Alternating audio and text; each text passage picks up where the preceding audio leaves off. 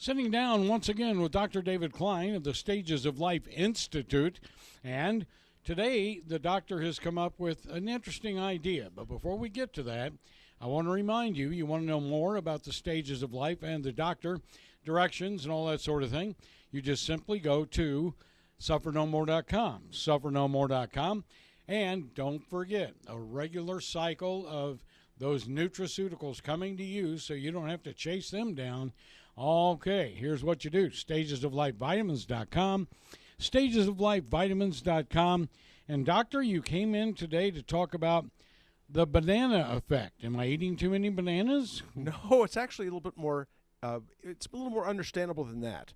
Okay, and I was looking for a metaphor. I was looking for an example, a teaching tool to try to explain to people why it is that we age at different rates and our different organ systems, our different parts, they'll age at different rates also.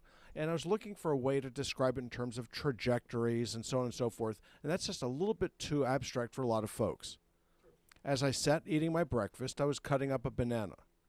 And it occurred to me that really the metaphor that's been eluding me, okay, is actually the banana effect. What is the banana effect, you might ask? And it works a little something like this. Everybody has an experience with banana. You know, you see these yellow fruit. They're very, very inexpensive. They're all over the place. Want to break right there? I'll pick that up. Go ahead. Okay. And, that's all right. And the story with bananas, okay, is they'll grow green. Little tiny things, they grow larger green. And when they start to mature, they start to turn yellow rather uniformly at a uniform rate. Then they start to turn brown, and off they go. The long and short of it is with bananas is that when they're damaged, certain areas will turn brown faster. Now, you can make the whole banana turn brown very, very quickly by putting it in the refrigerator. The simple act of refrigeration will turn a banana brown. It'll age it more rapidly. It damages the cells. They start to break down, and you end up with a far more ripe banana than you can eat, generally speaking. What's more is you can take a banana and you can bang it. They call it a bruise. You bruise the banana, and what happens? On the inside of the banana, it starts to turn brown. Eventually, you see it on the outside, but it's almost always too late. You don't know that you've got a bruised bunch of bananas until they're at home with you, sitting on your countertop. That's the way that these things go. But the same thing is true with our organ systems. Now, you can go ahead and you can bruise an individual organ system and age it far more rapidly than the rest of the body. Now, an example of this might be cigarette smoking. So you can age a person's lungs very, very rapidly by exposing them to cigarette smoking. Less well understood is why it damages the vasculature. Why does it damage the kidneys? Why does it damage the brain? Why is it that certain things damage other parts of the body differentially? So let's say you end up with a urinary tract infection. Well, it doesn't come as a huge shock that your kidneys are going to start to take a hit. They will age prematurely. Then it starts to become more and more interesting as far as I'm concerned. Take something like gout. Now, gout is not a disease that most people really have much personal experience with. Well, I do, okay? And gout is an interesting misery.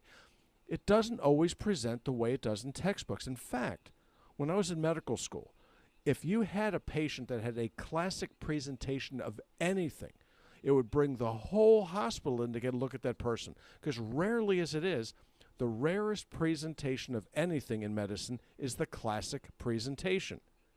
Now, as a patient, that doesn't come as a great bit of comfort, I would imagine. Okay? But here is the long and short of it. Most diseases, most presentations are not garden variety. They are not textbook in that sense. They are, in fact, the most common presentations. Well, with the banana metaphor and gout, okay, so your uric acid level goes up. Okay, does it necessarily mean that you have to develop arthritis, gouty arthropathy? That's what most people think gout is all about. And the answer is no. It doesn't happen at all. In fact, it may happen fairly rarely in the greater scheme of things. But what does happen in areas of the body that have very, very low oxygen tension, that means low oxygen delivery, acidity, and so on and so forth, the uric acid crystals will start to precipitate out, thereby causing cellular damage. So it causes kidney failure. It's one of those sorts of preventable causes of progressive kidney failure, something as simple as gout. Uric acid levels being over about 5.5 to 6, and you're going to see accelerations of nephropathy, kidney disease. What's this all about? gets back to the banana effect. What is it that you're damaging? What is it that you're bruising? What is it that you are causing yourself an illness? Ultraviolet light, what's it going to cause? Where does that bruise the banana? How about cataracts? Okay, so here in Florida and much of the South, it's the law of the land that your sunglasses have to have a rating of 400, which means very little, if any, ultraviolet light makes it through the lens. But you have to put them on for them to work. You have to be sure that you're not seeing incidental light coming through the side of it. You need to make sure that reflected light isn't bouncing up and under. So cataract formation is a result of ultraviolet light. Your eyes will age prematurely, but what will make it happen even faster is if you're diabetic. Wouldn't you know it? So you see these disease states in certain conditions as a result of what I will refer to as the banana effect. What about dementia? Okay, there are lots of these things you're going to think, well, what could that possibly have to do with actions and activities that you're doing? Well, the long and short of it is the more sugar that you consume during your lifetime, the greater the likelihood you'll develop dementia. Why? Because the sugar is an inflammatory modulator. It's something that causes your body to jack up the immune response, and this tends to cause myeloid degeneration and Alzheimer's disease.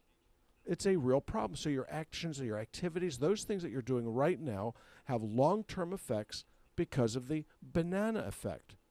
Now, what about being banged on side the head, as they say in the South here? How could that possibly happen? How about football? How about soccer? How about pugilism, boxing? Okay, some of these sorts of things happen a good deal. Now, boxing doesn't necessarily have to happen in a ring. It can happen as a result of a marriage that's gone bad. It can happen as a result of any number of issues. But each strike causes brain damage. It's cumulative. Now, you don't end up having to be a professional boxer to end up with Parkinson's disease from boxing.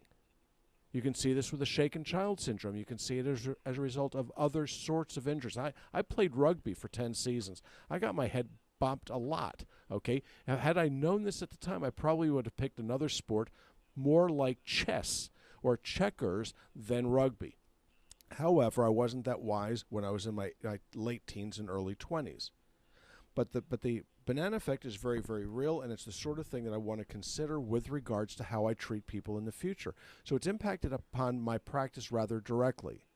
What are the outward signs of a banana bruise? By the time you see the bruise on the banana, it's already a little too late now, isn't it? Okay, so this is the way you may want to think about the way that you're leading your life. Things like sleep loss. Okay, what does sleep have to do with anything? You're going to think, well, that's just downtime. That's just off. That's a waste. That's a void. That's a nothing. When in fact, your brain is actually quite active during sleep, doing something more akin to a defragmentation like your computer does. If you did not defrag your computer, which they now do rather automatically, I have to add, then they start to go wonky. They go bad. So if we deprive you of sleep, you're going to become depressed, edgy, irritable. Weight gain will occur, and oddly enough, things like diabetes, the incidence thereof goes up with sleep deprivation. So a lot of these bruises take a long time to manifest. Some of them don't take very long at all, but each one has a delayed reaction. Each one may be not so visible at first, but then miserably obvious later on. It takes an idiot to see a bruise on a banana, but it takes somebody with a sharp eye to see the bruise before it's visible by the color changes. That's just the way life is, and oddly enough, that's the way medicine is. So how about frequent blood test, which I know that your patients get? I'm a funny kind of guy about vigilance. I started off my life professionally, at least my first board certification was in anesthesiology, and one of the 3 words that we used in terms of our slogan was vigilance. Okay, what's this all about? It's the process of keeping your eyes open. Okay, it's what you're supposed to be doing when you're driving. Okay, if you're not keeping your eyes open and on the field, you're going to get into trouble. In baseball, they say keep your eye on the ball. Okay, the same thing is true in life in general. So what do I think? I think that what we're looking at here is the frequency with which you need to do a soil analysis, the frequency with which you have to look at the data in front of you. Now, how quickly do you think your cholesterol will change if you make an interaction? Okay, maybe 3 weeks, maybe 2 weeks, maybe 10 days. Could be shorter. Okay, do you want to wait a year and allow that kind of damage to occur before you make a change in your behavior or your activities? I think not. I want to find out a problem before it becomes a big one. If there's a fire in the house, I'd rather wait, rather not wait, that is, for it to get out of control before I start taking intervention. I draw blood every 90 days on most of my patients, and that's the reason why. All right. Now, folks, don't forget, suffernomore.com. Suffernomore.com. That gives you the details behind the doctor, behind the stages of life practice. Very, very good website. And another website that you will get hooked on, and that is stagesoflifevitamins.com, where your nutraceuticals are shipped directly to you at a discount. And you can change it at any time. You can cease at any time. But Stages of Life Vitamins, what a great program. All right, we'll talk to the doctor again tomorrow.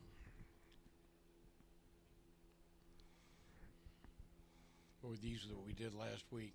I really had to doctor them up. Really? Because the microphone was here. Yeah.